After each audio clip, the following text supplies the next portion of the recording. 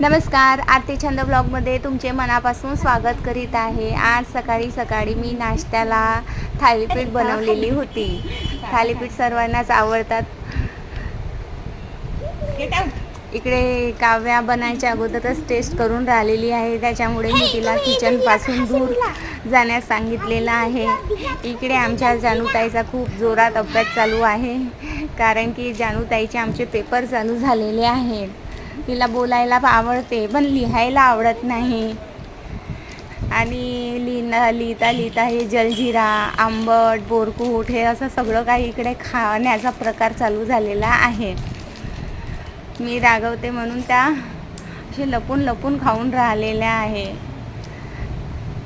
म्हटलं आता पेपर चालू आहे तसं खाऊ नका, तुम्हाला खोकला वगैरे होईल तर प्रॉब्लेम व्हायचा। पेपर चालू आहे त्यामुळे तब्येतीची काळजी घेतली पाहिजे। पण लहान मुलांना असं आंबट चिंबट खायला फारच आवडते। आणि काव्या तर तू जलजिरे बाबा पाण्यामध्ये टाकून पिऊन राहिलेली आहे। दोघी बहिणी मस्तपैकी इकडे जलजिरा खाऊन राहिलेल्या आहे। सोबत आपला अभ्यास पण करून राहिलेले आहे।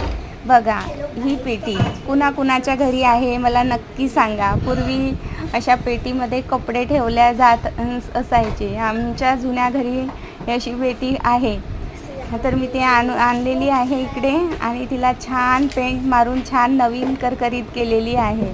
आणि ही अशी जादूची पेटी मी काव्याला गिफ्ट दिलेली आहे की तू आपला सर्व पसारा त्या पेटीमध्ये ठेवत जा। डायरी, नोटबुक, स्केच पेन वगैरे ती सर्व काही ह्या पेटीमध्ये ठेवत असते। आणि तिला पण ही पेटी खूप आवडलेली आहे। सगळं मस्तपैकी आपलं ती सामान छानपैकी सेट करून राहिलेली आहे। या पेटीला लॉक पण लावता येते, त्यामुळे हे तिला ज्यापासून काही सामान लपवून ठेवायचं असलं तर तिच्यासाठी मस्त आहे। बघा, चॉकलेट, जलजिरा सगळं ती आता या पेटीमध्ये ठेवणार आहे। मी म्हटलं हे पेटी कबाडीला देण्यापेक्षा आपण त्याचं काहीतरी रियूज करू बा। मग काव्याचे पण पेपर आहे। मी म्हटलं हे ऑनलाईन मॅडम छान शिकवते, तू याचं ऐकत जा आणि अभ्यास करत जा।